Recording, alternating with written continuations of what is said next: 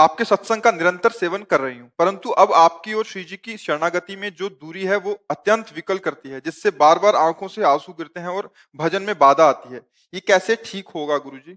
भजन में बाधा से ही आंसू निकलते हैं, ये तो मेरी कम समझ में आया। आंसू निकलते हैं तो भजन सरस होता है, समझो पहले। गाने की उससे कह रहे हैं, जब गायन अच्छा करते हैं वो गला रुंध जाता हाँ, ये तो गायन का फल हो गया ना। हाँ, वाग गदगता द्रवते चित्ते से, गदगद सुर नैना सजल दंपति रस रहे भीन, ही गति वृंदा विपिन में फिरे प्रेम तल्लीन। ये तो मतलब समझो कि पूरे जीवन के गाने का फल मिल गया। अगर हमारी आवाज अवरुद्ध हो गई, आंखों से आंसू आ गए और हमारा चित्त द्रवित हो गया, तो मतलब काफी कृपा हो गई है भगवान की। अब हम धीरे धीरे भगवान के नजदीक होते चले जा रहे हैं। गदगद कंठ नयन बहा नीरा, ये तो भगवत भक्ति का स्वरूप है। पर हम अपनी संपत्ति को छिपाएं, बस ध्यान ये रखना है कि अगर कहीं हम अपने को भक्त साबित करने की भावना अंदर जागृत हो गई, तो लुटेरे बहुत जोर के हैं, वो लूट ले जाएंगे। देखो, असली जो धनी पुरुष होता है वो अपने को धनी दिखाना नहीं चाहता है, क्योंकि वो बचना चाहता है। और अगर 1,000-500 रुपया जेब में हुए तो 10 रुपए की चीज लेने पर बड़ा नोट निकालेंगे, जिससे समझ में आए कि हम धनी हैं, क्योंकि वो धनी है नहीं है। और जो धनी होगा वो कोशिश करेगा कि सामने वाला यही जाने कि हम कर्जा लेके काम कर रहे हैं, क्योंकि अपने को बचाना है। ऐसे ही जो भगवत प्रेम का मार्ग है, इसमें बहुत छुपाने का मार्ग होता है कि हमारी भक्ति कहीं प्रकाशित ना हो जाए। और जब भगवान प्रकाशित करते हैं तब वो इतनी महान ज्वाला होती है कि अगर पतिंगा आदि बुझाने के लिए आए तो स्वयं भस्म हो जाएंगे, उसका कुछ नहीं बिगाड़ पाएंगे। तो जब तक भक्ति दीपक है तब तक संभल करके अपने को बचा के रखे, क्योंकि इसमें पतिंगे झपटेंगे और दीपक की लौ को बुझा देंगे। काम क्रोध लोभ मोह मद मत्सर। और जब भक्ति ज्वाला रूप धारण करती है तो ये सब भस्म हो जाते हैं, कोई भी विकार हृदय में नहीं रहता। अच्छा, गायन कला में एक सावधानी की विशेष जरूरत होती है कि गायन कला में रजोगुण उत्पन्न होता है, रजोगुण की वृत्ति।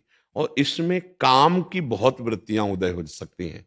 अगर उसको हम शासन में लें और भक्ति परक कर लें तो ये भगवान के रिझाने का बन सकता है। नहीं, जहां संगीत में आह्लाद उत्पन्न होता है तो रजोगुण की तरफ ले जाता है, और रजोगुण से काम का प्रादुर्भाव होता है, और काम ही समस्त विकारों का मूल होता है। वो गिरा देता है, प्रायः गिरा। ये मतलब आप ये समझो, शास्त्र और हृदय दोनों से मिला के कह रहा हूं कि जिस समय हम गायन कला में निपुण होते हैं तो एक गायन में संगीत में आह्लाद होता है।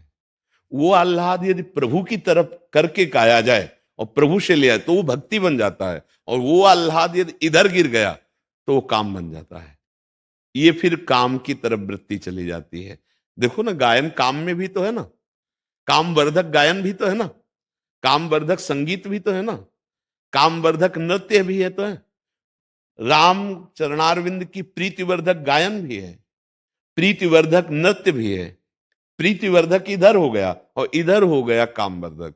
तो हमको ये सावधानी रखनी है कि हमारे अंदर की वृत्ति राम प्रीति की हो, राधा प्रीति की हो, कृष्ण प्रीति की हो। काम प्रीति वाली वृत्ति का निषेध हो जाना चाहिए। प्रायः है, प्रायः मतलब ये सार्वभौम सिद्धांत बात है, क्योंकि संगीत आह्लाद प्रकट करता है। अब देखो ना, अब वो कामवर्धक है या भक्तिवर्धक है, अब इसमें देखना है। वो संगीत भक्तिवर्धक हो तो हमारे जीवन का परम लाभ हो गया, अगर कामवर्धक हो तो खतरे में पड़ गया मेरा संगीत भी और मेरा जीवन भी। वो आह्लाद को संभालना है।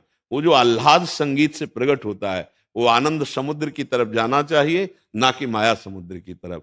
प्रायः चूक हो जाती है और माया समुद्र की तरफ हो जाता है। और जब माया समुद्र की तरफ जाता है तो काम क्रोध लोभ मोह मद मत्सर फिर इनमें बदल जाता है। प्रधानता लोक रिझावा, प्रधानता धन, प्रधानता शरीर सुख, संगीत व्यर्थ हो गया। प्रधानता भगवान को प्रसन्न करना, आह्लाद भक्ति युक्त हो जाना, भरोसा प्रभु का दृढ़ हो जाना, संगीत का फल मिल गया। देखो, देवर्षि नारद जी के हाथ में हर समय वीणा लिए रहते हैं, स्वयं समस्त जगत को बुद्धि प्रदान करने वाली देवी सरस्वती जी वीणा लिए रहती है। जिन महान भागवतों को देखो, कोई करताल, कोई मृदंग, कोई ढप, इन संगीतों के द्वारा वो भगवान के आनंद में मगन हो रहे हैं। वही संगीत का प्रयोग कामानंद में, विषयानंद में, जगत की तरफ। तो अगर भाग्यशाली है तो उसे भगत बन करके भगवान को रिझाता है, नहीं तो फिर वो जगत को रिझाते हुए फिर माया के ही बंधन में फंस जाता है। संगीत एक अद्भुत साधना है जो भगवत प्राप्ति करा सकती है। संगीत एक अद्भुत आह्लाद है जो विक्षिप्त को भी नचा सकता है।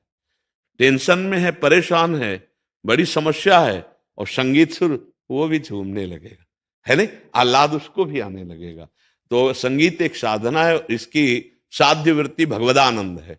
अगर भगवदानंद की तरफ ये न गई तो फिर कामानंद में, विषयानंद में फंसा देगी। तो हमें सावधान रहना विषयानंद से और उसका मोड़ कर देना भगवदानंद की तरफ। तो फिर ये दशा तो आ ही जाएगी, अश्रु प्रवाह होना, गदगद कंठ हो जाना, गाते गाते आपका गायन रुक गया, ये फल मिल गया आपको गायन का। सामने प्रभु के भाव है, अब आगे गाया नहीं जा रहा, आप शिथिल हो गई, एक कृपा हो गई, मतलब जीवन सार्थक होने जा रहा है, धन्य होने जा रहा है। बिन रोए किन पाइया प्रेम प्यारा मीत, असलियत में यदि प्रभु के लिए रोना आ जाए, रुदु सुश्रम राजन कृष्ण दर्शन लालसा, इससे बड़ा लाभ क्या मिल सकता है। संगीत का यही लाभ है कि हम प्रभु के लिए रोने लगे, हम प्रभु के लिए तड़पने लगे।